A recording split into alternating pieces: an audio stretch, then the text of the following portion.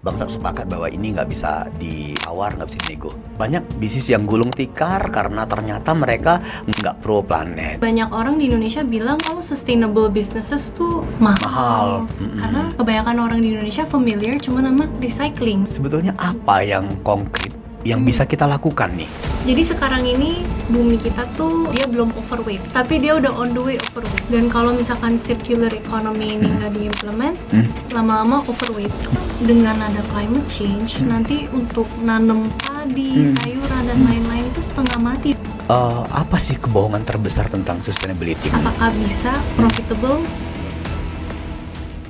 Hari ini Bang Sap happy banget karena kedatangan bintang tamu atau narasumber yang luar biasa, seorang sustainability expert lulusan Harvard University. Siapa lagi kalau bukan Jessica Leihat. Wah. Halo, selamat datang Kak Jess. Halo Bang Selamat Sap. datang Thank you di so much. channel YouTube Bang Sap. Selamat datang di Bang Sap. Thank you for having me. Bang Sapnya pakai P, bukan pakai T. Lucu sih Bang Sap. Iya lucu ya, iya harus disensor kalau yang kayak gitu ya. Gak apa-apa. Selamat datang ya, thank you sudah coming. Bang Sap hari ini happy banget kedatangan anak muda yang luar biasa, yang concern sama isu lingkungan. Waduh, makasih loh Bang Sap Ya, for ya. having me. I'm very happy to Ya. get to meet you in person karena Bang Sap ini luar biasa banget sih. Benar-benar inspiring banget. Ya, thank you. Sekali lagi terima kasih sebelumnya Bang Sap ucapin karena sudah mau milih dari sekian banyak bisnis. Kak Jess sudah milih bisnis lingkungan. Thank Itu you juga, sebuah Bang hal yang Sap. sangat luar biasa yang perlu kita syukuri. Karena Bang Sap sempet ngerasa kayak ini kayaknya apa gua sendiri nih yang beda, apa aku sendiri yang beda, yang lain concern di bisnis yang common gitu ya, yang konvensional, dan Bang Sap memilih untuk bisnis yang nggak populer, bisnis yang nggak common gitu ya, bisnis lingkungan, dan susah dijelasin. Di kampungku susah banget jelasin loh. Bang Sap kerja apa? Konsultan lingkungan, konsultan pajak, konsultan hukum. Dan mereka nggak tahu dong kayak konsultan lingkungan. Sometimes Bang Sap nggak ingin menjelaskan apapun dan just go ahead. Dan hari ini aku nemui Kak Jessica berdiri di pilihan yang sama dan happy banget. Senangnya aku juga ngerasain apa yang Bang Sap Ya, rasain. ya. I understand, completely understand. Karena emang ya kenyataannya di Indonesia ini kan kita belum terlalu Ya. tinggi educationnya Yes, in terms of sustainability ya. Got Jadi it. orang suka kayak, hah sustainability tuh Apaan tuh? Makanan apa tuh? Gitu ya? Iya makanan minuman apa tuh? Gak ada. Kak Jess, kemarin Bang Sap sempat ngepoin di LinkedIn-nya Kak Jess. Kalau Kak Jess itu sempat 2 kali S2. Ngapain? Buang-buang waktu. Di zaman sekarang orang bisa dapat uang tanpa harus education ke mana kemarin, ke Australia, ke Amerika gitu-gitu. Buat apa sih gitu? Sekarang loh kita tinggal live mandi lumpur gitu bisa dapat uang loh. Kenapa Kak Jess memilih jalan yang tidak? Kenapa milih sekolah 2 kali S2? Bang Sap juga sih sebetulnya. Iya, Bang Sap juga. Gak penting ya maksudnya.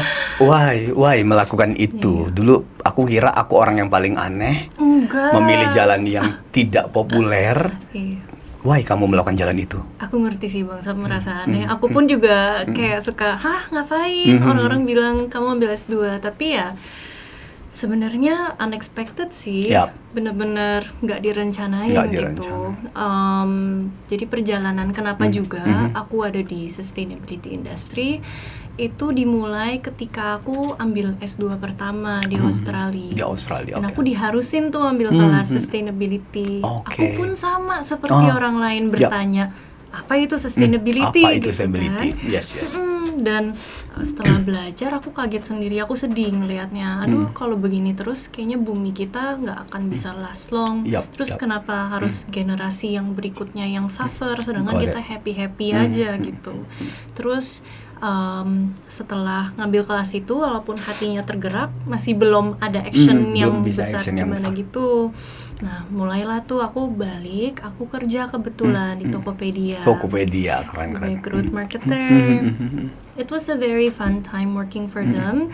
I'm very grateful karena aku dikasih kesempatan. Jadi kalau growth marketing itu Bang, kita tuh dikasih kesempatan untuk ngetes konten. Namanya A/B testing. A/B testing. Jadi bisa A/B testing itu tuh bisa ngetes konten, bisa ngetes misalkan bahasa, apapun itu yang mau dites itu kita tes supaya make sure user kita itu tuh paling tertarik sama si yang mana ya yang kita lakukan gitu, apapun itu maupun feature atau konten gitu.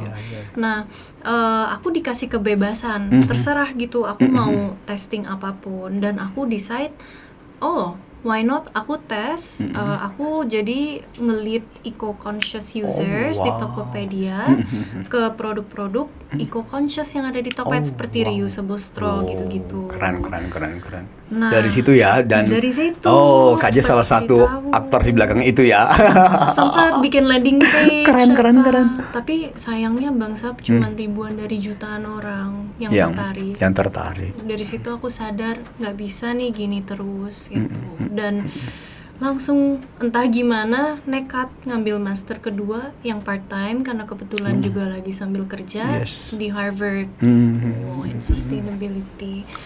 Ya nggak lama direkrut sama Meta gitu. Kayaknya Kak Jess tadi sempat di bukan perusahaan yang gede banget malah ya, sorry Di top company ya, global company ya, Meta gitu. Tapi akhirnya decide untuk resign. Jadi after itu betul, ketika di Meta ini aku udah hatinya tahu aku at some point akan pulang ke Indonesia. Akan pulang ke Indo. Tapi aku doa gitu kayak Tuhan kalau misalkan memang saya udah waktunya pulang, ya pulangkanlah saya gitu. Yes. Dan entah gimana, padahal itu aku udah mau dipromosi bangsa. Tapi aku at that time I went back. Aku ingat aku visit pulang ke Indonesia dan itu masa-masanya bangsa, ingat gak sih yang pas polusinya tuh parah banget, yang hitam banget. Iya. Nah, itu aku lagi mau landing aku lihat kok jadi begini. Berarti ini udah semakin parah banget. Smoke kan? Ya, kayak London smoke ya, kayak lo kok Indonesia jadi kayak gini juga gitu ya. Betul, miris sedih gitu. Dan belum lagi aku lihat kok kayaknya inisiatif sustainability masih gitu-gitu aja. Ya udah deh, aku decide aku pulang. Dan aku mulai bisnis pertamaku tuh, Luxtube, di mana aku juga sekaligus measure environmental efficacy sama profitability-nya juga di tesis Harvard aku bangsa. Oke. Kak Jess kayaknya juga after selesai S2, bonus selesai dari Meta gitu ya, kembali ke Indonesia. And abang dengar kalau Mbak Jess set up bisnis gitu ya, your own bisnis Mbak Jess sendiri, bisnis Kak Jess sendiri. Betul. Di bidang lingkungan gitu, karena tadi memilih profit. Mana sih yang harus kita pilih? Sometimes kita milih lingkungan or profit. Iya. Kalau boleh milih, mana sih sebetulnya harus dipilih? Harus milih 3 malah. Harus cuma milih 2 3. itu. Bukan cuma 2 ya. Kenapa? Kenapa tuh? Jadi malah kita diajarin di Harvard. In order for a business to be passed down gitu, bisa menjadi generational wealth, harus ada 3 pilar yang di meet gitu. Yes. Yang pertama itu environment, kedua profit, ketiga society. Kalau satu langsung keluar dari si picture-nya ini udah amburadul bisnisnya. Amburadul ya. Karena kebayang gak sih bisnis di mana profit banget, misalkan profit doang gitu ya. Profit doang, tapi natural resources yang gak dipikirin pasti bisnisnya dalam 10 tahun tutup. Yes. Karena dia udah gak ada resourcesnya. Ya. Tapi kalau cuman environment gak ada profit, gimana bisa sustain operational cost-nya? Yes, sepakat. Sama dengan society, bisnis ini apakah membuat job yang baru untuk society? Apakah membuat komunitasnya malah makin kuat? Kalau malah misalkan bikin bisnis gitu, terus ngebuang bisnisnya ngebuang sampah di lingkungan, nah si komunitas tersebut marah juga jadi amburadul. Gak dapet ya Kak ya? Iya, jadi tiga-tiganya itu penting sih in general. Jadi jangankan memilih 1, memilih 2 aja ini masih akan cacat ya di lapangan ya. Sama kayak kalau kita lagi concern sama isu gitu ya, sama isu yang kemarin yang Raja Ampat ya Kak Jess ya. Oh iya. Sama isu yang Raja Ampat itu juga akhirnya seolah-olah gitu ya, kita mengabaikan faktor politik ya. Kita pengecualian Iya. dulu. Ternyata kan seolah-olah mereka hanya concern di Iya. profit gitu ya. Sementara environment-nya kacau dan di sana juga society-nya kan juga gitu ya. That's a good Masyarakat example. adat lokal itu kan juga sangat concern ya sama isu-isu lingkungan, sosial budaya, Benar. masyarakat adat. Artinya malah ketika mereka ngejar yang ini, mengeksploitasi lingkungan sumber daya alam, semuanya jadi kacau gitu ya Kak Betul ya. banget. Oke, jadi Kak Jess ini keren banget sekarang ya. Memang kalau di Indonesia Kak, kalau Kak Jess dapatnya di luar gitu ya, di luar negeri dapatnya 3 ini. Kalau dulu kita kenalnya 3P, 3P ya, planet, people, profit gitu ya. Ya beda-beda lah, cuman beda bahasa doang. Sekarang nambah sih jadi 5P, jadi 7P, whatever itu. Tapi secara klaster besar, bangsa sepakat bahwa ini nggak bisa ditawar, nggak bisa dinego, Betul. gitu ya. Untuk membuat ini jadi simple, mungkin kita kenal istilah namanya circular economy. Ya, circular economy. Topik favorit. Oh iya ya, suka ya. Bangsa juga suka itu ya. Circular economy atau ekonomi sirkular, apapun, you name it, itu apapun itu. Tapi memang itu salah satu hal yang menurut bangsa hal yang tidak bisa ditawar. Banyak bisnis yang gulung tikar karena ternyata mereka nggak pro planet. Banyak yang gulung tikar gara-gara nggak pro hama people. Banyak yang gulung tikar gara-gara profitnya cetek banget, nggak bisa nutupin biaya lingkungan dan sosial. Gitu nggak sih? Betul. Oke, Betul banget. circular economy ini bisa nggak sih Mbak menjadi jawaban Kak Jess? Jadi jawaban untuk at least perusahaan bisa sustain gitu. Kalau dia melakukan itu, what do you think Mbak? Bisa banget, Bang. Gimana tuh gimana? Malah dengan implementasi circular economy ini, businesses tuh bisa save a lot of cost loh. Oke, gimana A lot tuh? of cost. Contohnya misalkan,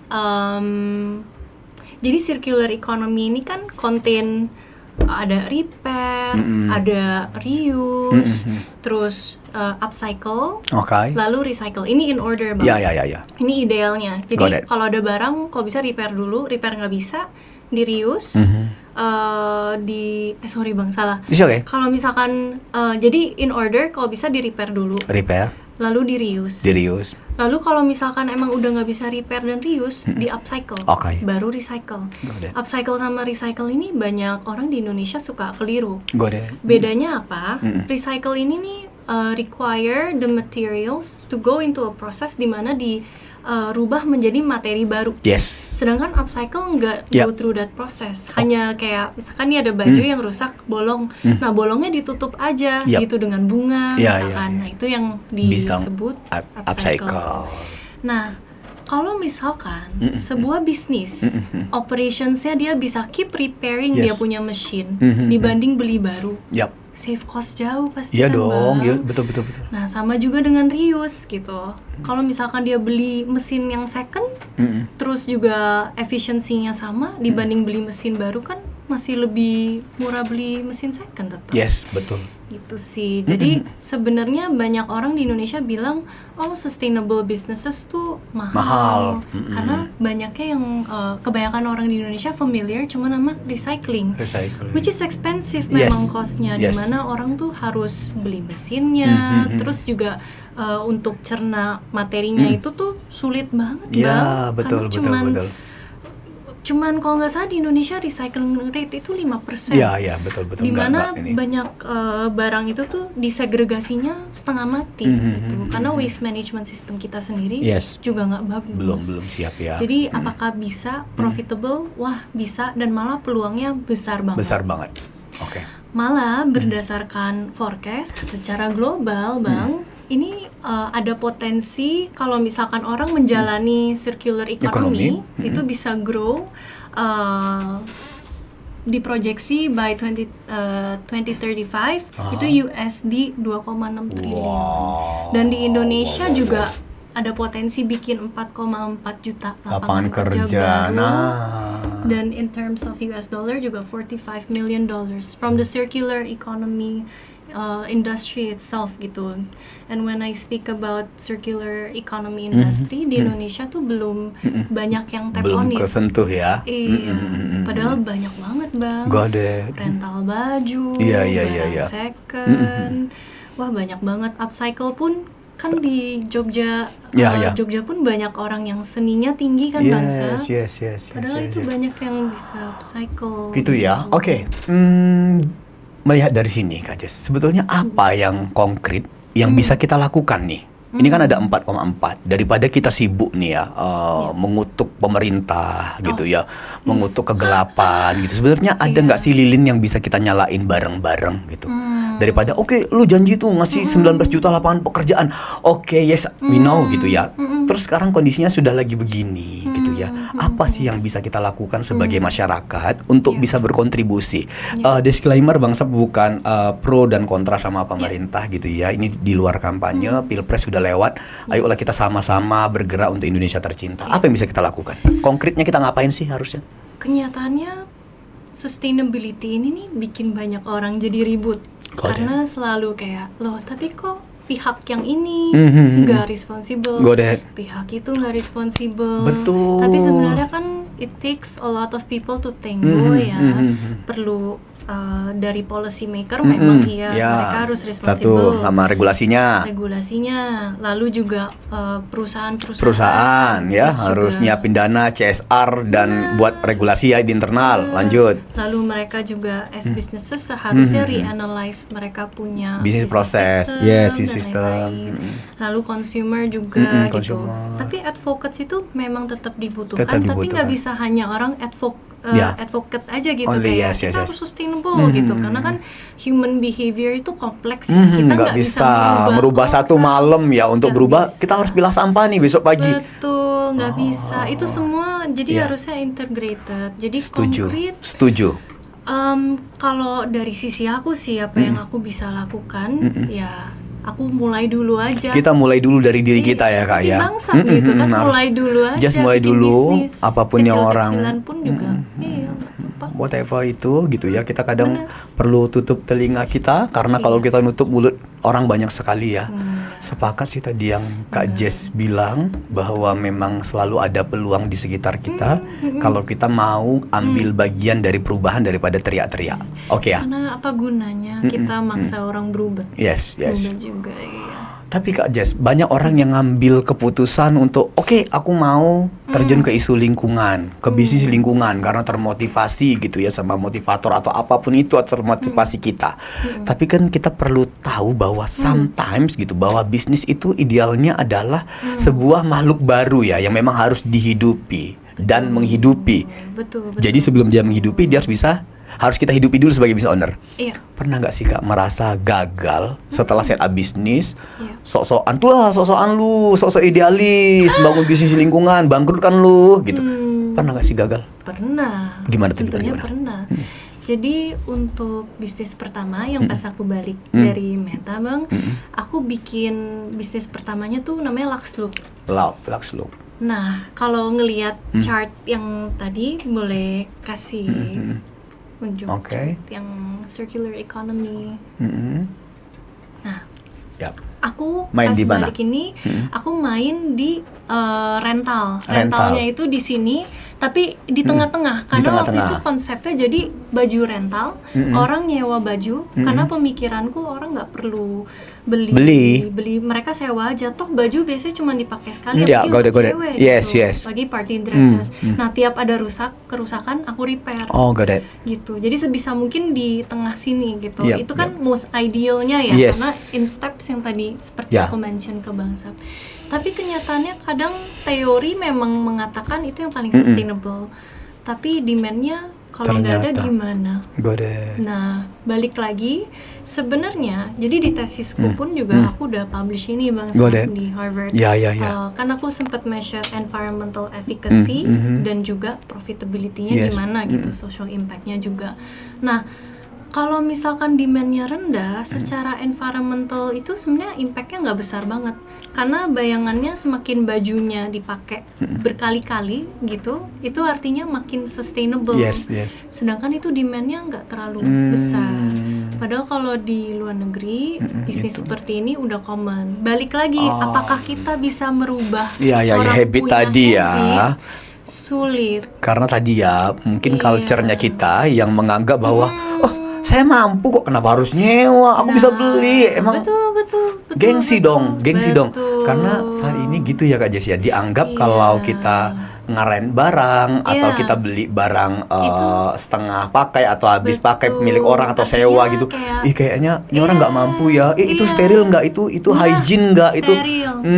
itu yang kita perlu jawab ya dengan kampanye yang benar gitu ya, dan harus disuarakan bareng-bareng ya. Betul. Satu, betul yang kedua, banget. pemain industri ini tuh wajib meyakinkan pelanggannya bahwa ini punya suatu standar prosedur tertentu, bahwa ini dijamin Iya. kebersihannya dan Benar. sebagainya ya.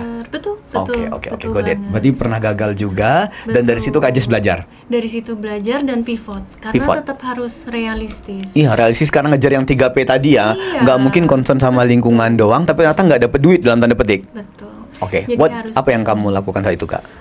aku mulai mikir, oke, aku mau tetap remain di circle yang tadi. Oke, di belum ring yang belum tadi. ini ya, belum taubat ya. Enggak Belum akan give up ya, tobat. nggak akan taubat. Oke. Nggak Oke. akan pernah tobat. Aku akan selalu di Oke. lingkaran itu Iya, iya, terus. I see. Nah, ya aku mikir, oke, kalau misalkan orang gelian sama baju, apa ya yang kira-kira orang tuh mau beli second Beli. hand? Kepikiran lah buku. Buku. Karena orang cuman ini kan baca, Baca ya, sekali dan playing around.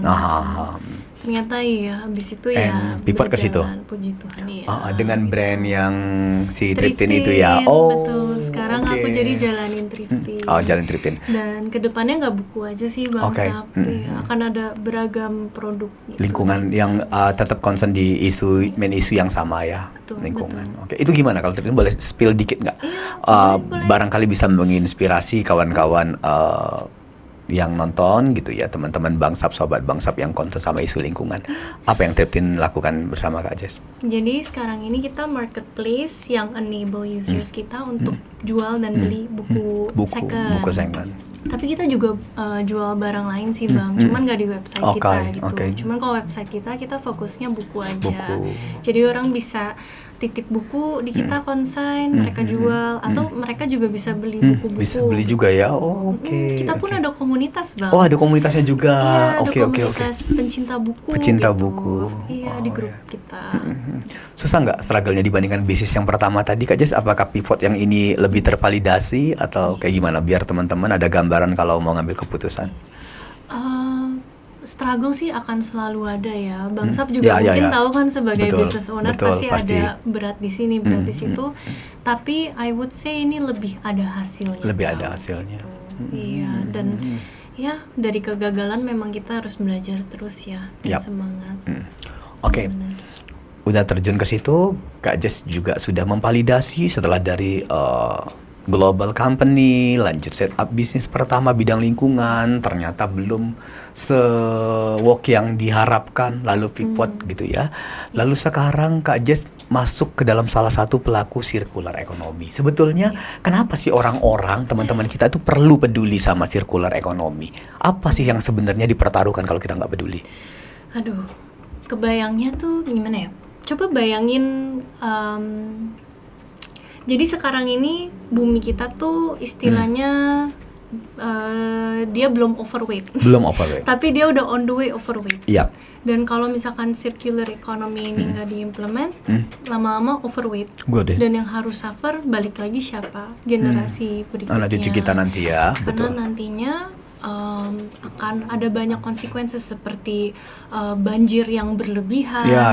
And even worse, nanti kita tuh ada kemungkinan bakalan harus migrate tuh. Karena kan mayoritas orang ini tinggal di area Jawa. Nah, pas di Harvard, aku sempat nge-research, bikin research paper gitu. Dan aku pengen tahu gitu, so far tuh climate change impact-nya gimana sih Oke. terhadap negara kita. Ini peta Indonesia nih Bang. Nah, in the last 10 years, ada researcher yang ternyata dia tuh kayak nge-measure the increase of temperature for each regions. Wow. Dan kalau Abang lihat ini kan bagian Jawa nih. Yes. Itu yang paling besar Bang.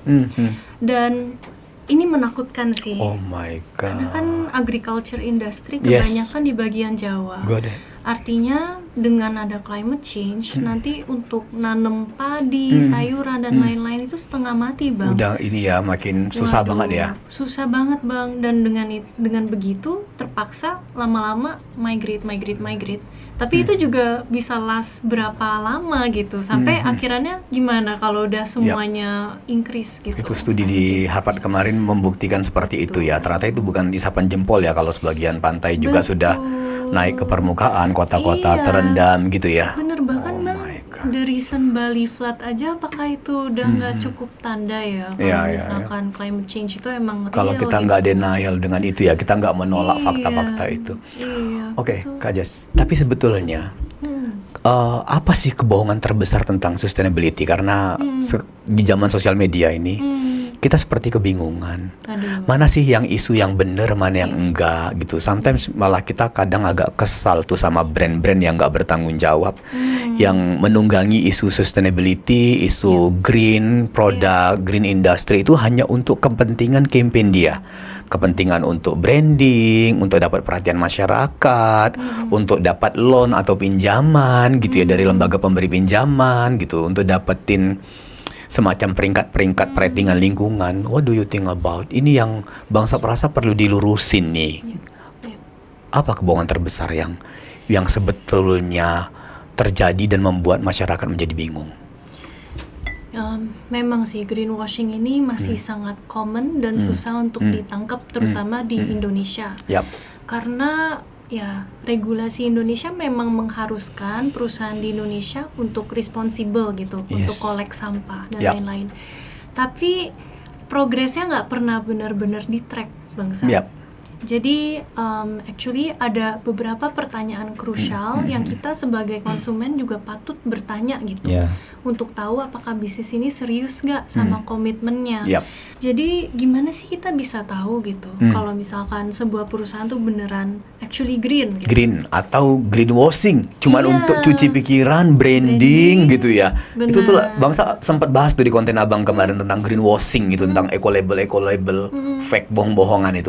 Coba boleh deh. Nah, Gimana tuh gimana? pertama seharusnya memang idealnya nih government mengharuskan ada sustainable reporting. Oh, sustainable reporting. Tapi nggak sekedar sustainable reporting, Bang.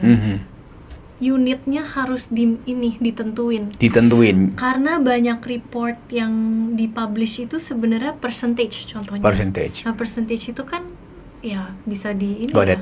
bisa di markup, Ya, bisa ya dimainin lah banyak angkanya. peluang untuk itu ya. Benar. Ketika itu titik atau poin yang dipantau itu tidak disepakati dari awal ya. Betul, dia bisa terserah dia, suka-suka dia. Apa yang menjual aja yang gua angkat dong. Iya, Gitu apa ya. yang kelihatannya bagus aja yang akan dia Saya angkat publish, gitu. yes, got it. Dan bisa dilihat juga gitu, perusahaannya tuh private atau public. Kalau Private dia atau public. public, lalu dia publish ya memang itu sepatutnya kan Yap. diharuskan. Tapi kalau private nggak banyak yang mau Publish itu ya. Contohnya Patagonia. Yap. Patagonia itu private, tapi dia setiap tahun dia pasti publish reporting.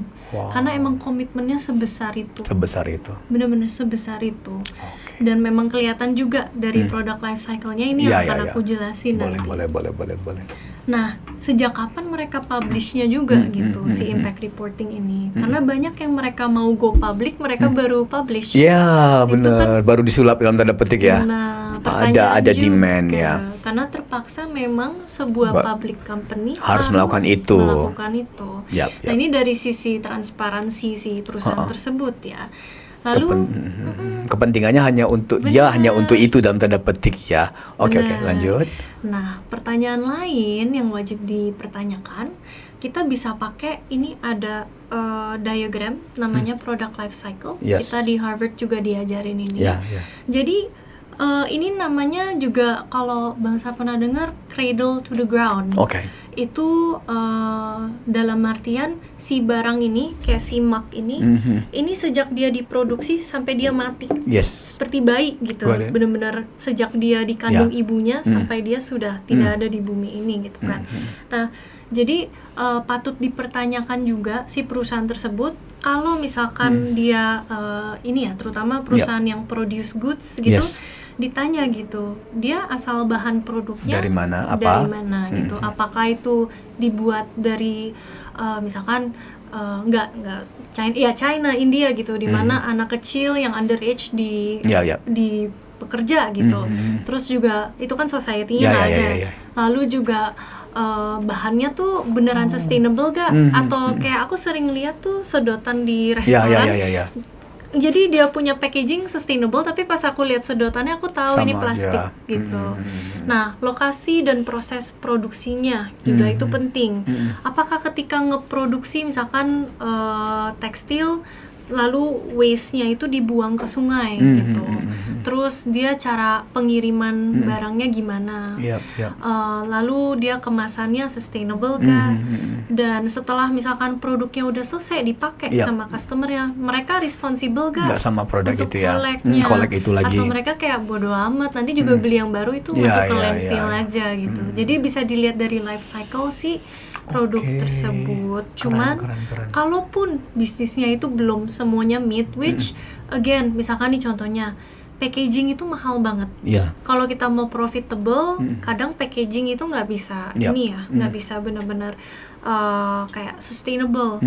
Kalau dia masih belum semuanya meet pun, at least realistically speaking 70%. Dan dia ada planning. Wow. Dia nekat, dia planning, entah dia grow bisnis, misalkan dia ada satu bisnis, dia ada cabang bisnis lain, dia grow bisnis lain untuk bisa support yang lain-lainnya yang dia belum menuhin, nggak apa-apa Yap. gitu.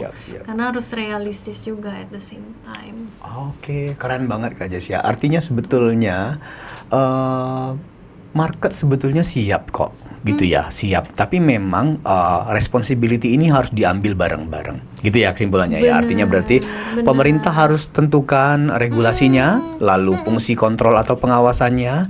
Perusahaan juga harus memilih gitu ya. Kalau memang dia tekanan, kalau dia misalnya public sector, kalau private, dia harus paham betul bahwa masyarakat mulai aware dan masyarakat menuntut itu gitu. Kalau lu mau sukses Patagonia, buktinya berhasil tuh gitu. Nanti beberapa brand di Indonesia juga ada yang sukses juga melakukan hal-hal seperti itu ya.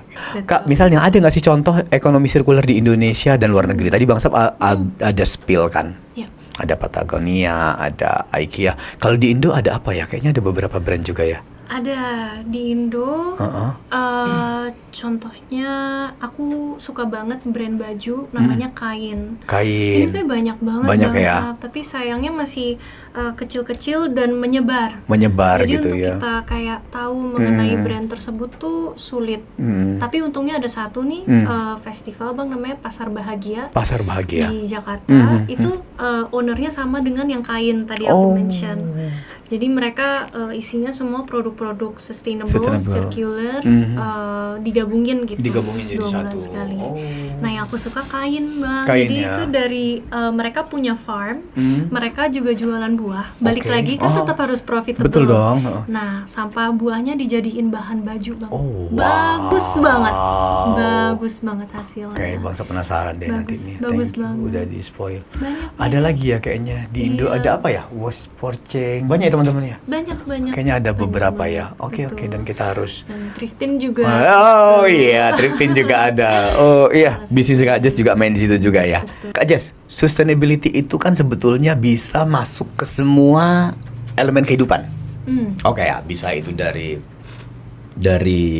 kecantikan, dari dapur kita atau rumah tangga, dari perilaku sehari-hari ataupun bisnis ya. Betul. Oke, Bang Sab lihat Kak Jess kayaknya glowing banget nih. Sebetulnya apa sih rahasianya atau pola sustainability itu Kak Jess lakukan dalam kehidupan sehari-hari gitu atau ada? Makasih loh, Bang. Iya, barangkali rahasianya misalnya atau Jadi kebetulan misalkan nih, aku kan makan pisang itu, orang-orang biasanya kalau misalkan Iya. makan pisang itu kan dibuang kulit pisangnya kan. Yes, betul. Nah, instead aku berusaha supaya aku tuh get kreatif gitu, Oh, Bang. oke. Dimana aku try to minimize food waste. Oke. Kenyataannya kan kalau misalkan tadi kita bahas reuse itu Iya, ya, iya, iya. kalau baju bisa kita reuse, bener. tapi kalau misalkan kulit pisang kita nggak mungkin reuse. Iya, Atau misalkan Iya. kayak ada beberapa waste tertentu yang tetap kita nggak bisa reuse. Oke. Nah itu dimana, jadi kalau misalkan aku lagi masak, aku try to get creative. Oh. Jadi kalau aku misalkan bikin banana muffin atau aku makan banana in general, kulitnya nggak aku buang bang, aku jadiin teh. Oke. Karena Bisa itu? ketika bisa bang, bisa banget. Jadi keluarga aku ini ada history of insomnia. Oh. Kebetulan dari sisi papa. Nah, Iya. kalau misalkan makan obat tidur itu kan nggak sehat. Yes. Banana yang banyak orang nggak tahu, kalau misalkan di boil itu Yes. mengeluarkan melatonin. Oke. Dimana kalau misalkan kita minum teh pisang itu akan bikin kita tidurnya pules. Oh.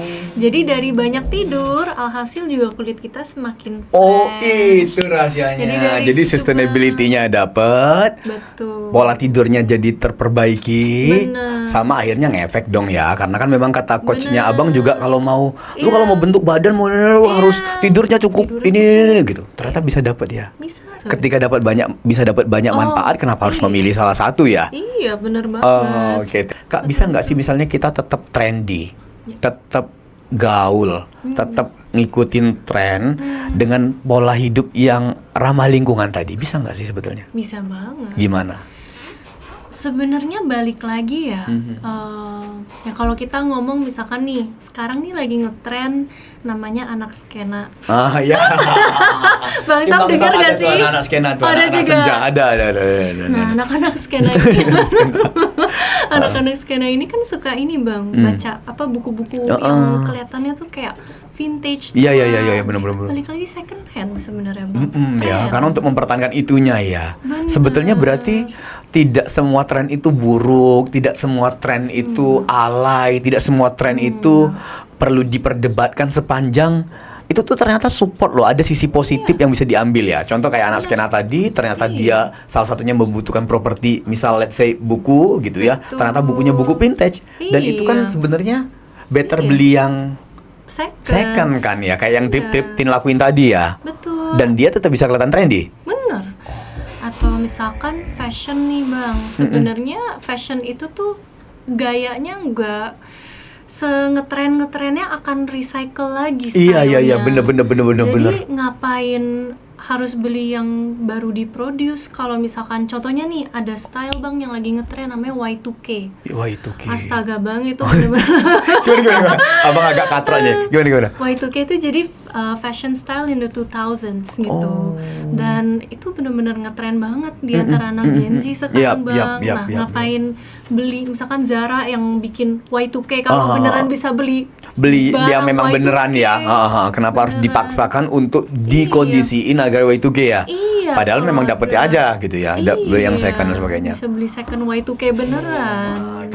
Berarti pada akhirnya dia akan ini ya, akan kembali lagi ya Kak Jess ya. Misalnya orang yang awalnya pengen beli buku yang baru terus, pada akhirnya kita pengen buku yang lama, yang ingin mempertahankan kayak bangsa pernah punya buku memori masa lalu gitu. Kayak waktu aku kecil baca buku Raja Kate dikepung asap gitu.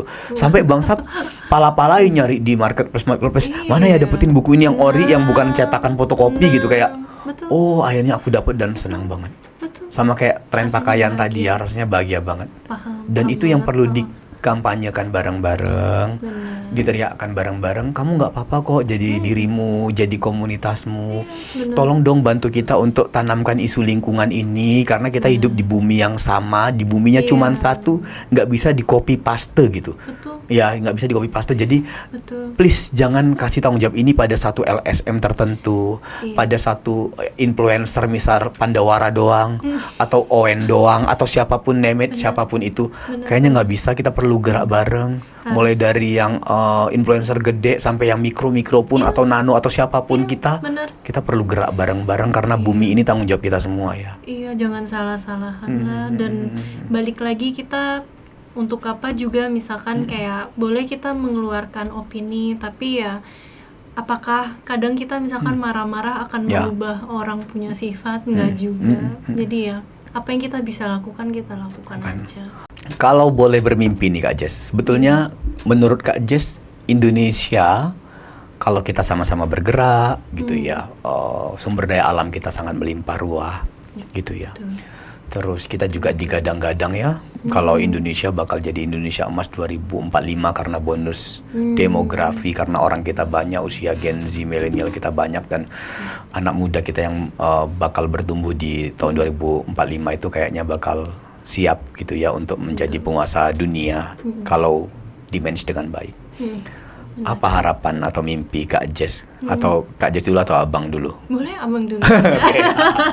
Kalau terkait dengan isu lingkungan, kalau boleh bermimpi, bermimpilah, karena bermimpi itu gratis ya. Iya, tentunya. Bangsa bermimpi kalau sumber daya alam gitu, kekayaan alam benar-benar dikembalikan lagi seperti pesannya di undang-undang gitu ya. Kekayaan alam memang dimanfaatkan sebesar-besarnya untuk kesejahteraan rakyat, untuk kesejahteraan masyarakat gitu, karena memang harusnya dengan Indonesia yang seluas ini, dengan sumber daya yang melimpah, dengan bonus demografi, ketika para pemimpin sudah aware gitu ya, sudah aware sama isu lingkungan gitu ya, sama topik-topik sustainability, harusnya semua segmen kehidupan berbangsa dan bernegara bisa memperhatikan fungsi lingkungan gitu ya. Jadi bangsa miris banget ketika ternyata gitu ya, isu lingkungan itu hanya untuk bahan dagangan. Misal kita kayak mobil listrik gitu, Indonesia mau gencar-gencar mobil listrik, tapi ternyata hanya memindahkan masalah yang awalnya ternyata pencemarannya di udara, penggunaan minyak gitu ya, bahan bakar BBM, akhirnya tetap aja menggunakan nikel kan untuk baterainya, dan ternyata eksploitasinya berpindah ke let's say Sulawesi, nikel habis-habisan di sana, dikerok mati-matian, pindah dong. Cuman memindahkan satu jenis emisi ke emisi yang lain, dari sumber masalah baru ke masalah yang lain. Dan ya karena memang keputusannya tidak diambil benar-benar untuk dasar kepentingan lingkungan, lebih ke arah ya ini lahan bisnis yang baru, komitmen bisnis yang baru, greenwashing. Please pemerintah, kawan-kawan di lapangan sudah capek-capek bergerak, sudah capek-capek mengedukasi tanpa bantuan dana dari siapapun gitu ya. Tolong bantu kami, jangan rusak proses edukasi masyarakat di bidang lingkungan ini dengan greenwashing, dengan kepentingan-kepentingan politik yang tidak berdasar pada kajian, penelitian yang benar-benar ilmiah gitu ya. Jangan memindahkan satu masalah ke masalah lain dengan keputusan yang basisnya politik murni gitu ya. Please tolong bantu kami, kawan-kawan edukator lingkungan, kawan-kawan pegiat lingkungan, untuk sama-sama merealize itu ke masyarakat agar ini bisa menjadi masa depan yang layak, bumi bisa lebih ramah, lebih sejuk, terhindar dari bencana. Kalau abang sih gitu, pesan abang, mimpi abang, Indonesia bisa lebih ramah lingkungan tanpa ditunggangi kepentingan-kepentingan yang sifatnya sangat oportunis dan politis. Itu sih abang berharap ke arah situ. Kalau Kak Jess, what do you expect sama negara kita? Setuju banget sih Bang. Aku berharap ya didengar aja sama pemerintah. Dimana kita bukan enemies loh. Kita kan semua harusnya balik lagi ya, kayak tadi aku mention, kita semua harus teamwork. Why not kita solve ini bersama-sama gitu. Selain itu juga harapanku, aku ingin banget ya Bang, kalau bisa pemerintah tuh mengharuskan mata kuliah harus ada sustainability. Harus ada sustainability-nya. Itu akan membangun untuk dari basic ya Kak Jess ya. Jangan malah kita disalah-salahin ya, seperti yang kemarin kita dapat isu bahwa wah ini wahabi lingkungan, malah setiap orang yang mau bersuara lingkungan dianggap orang yang over fanatik, gila banget sama isu lingkungan, sampai dianggap tidak realistis. Itu kan kampanye yang sangat jahat. Yang membuat kita ngerasa lu nggak hadir nggak apa-apa, tapi janganlah menjegal kita gitu kan ya. Bener, karena intention kita kan juga kita berminat baik di sini. Jadi ya why not kita work together aja, nggak usah musuh-musuhan. Ya sepakat. Sama pesan untuk kawan-kawan, siapapun di luar sana, ketika teman-teman punya opportunity untuk untuk berbuat baik pada lingkungan, berbuat baiklah. Walaupun teman-teman mesra dengan pemerintahan gitu ya, tidak ada yang salah dengan memang kita harus mendukung pemerintahan. Tetapi ketika memang kita basisnya bukan bergerak di bidang itu, tapi ternyata kita mendapat opportunity untuk bermain di sektor itu, please tetap be logic, tetap baiklah pada bumi ini gitu ya, karena masyarakat, umat itu percaya pada organisasi-organisasi besar, dan please tetap netral, tetap independen. Masih banyak sumber penghasilan yang lain ketimbang sama-sama merusak sumber daya alam. Kalaupun memang teman-teman lembaga-lembaga besar ingin terlibat begitu di bukan core kompetensinya, please masuklah dengan melibatkan expert, ahli, dan bertanggung jawablah pada lingkungan. Oke, gitu. Thank you so much Kak Jess sudah hadir di Bangsap. Happy banget hari ini bisa sharing hot by hot. Lebih ke curhat ya, gosip seputar lingkungan. Bener banget. Aduh, happy banget hari ini karena kita bisa chit-chat dengan sangat santainya gitu. Jangan kapok untuk datang lagi. Kita bakal banyak ngomongin lagi isu-isu lingkungan yang kekinian, yang relate sama Gen Z, relate sama policy, relate sama hal-hal yang dekat dengan kehidupan sehari-hari. Thank you selalu. Semoga tetap berdiri tegak lurus membela lingkungan. Juga. Oke deh, selamat melanjutkan aktivitas. Sampai jumpa. Thank you teman-teman sudah memperhatikan, sudah nyimak kita. Sukses selalu. Bye bye.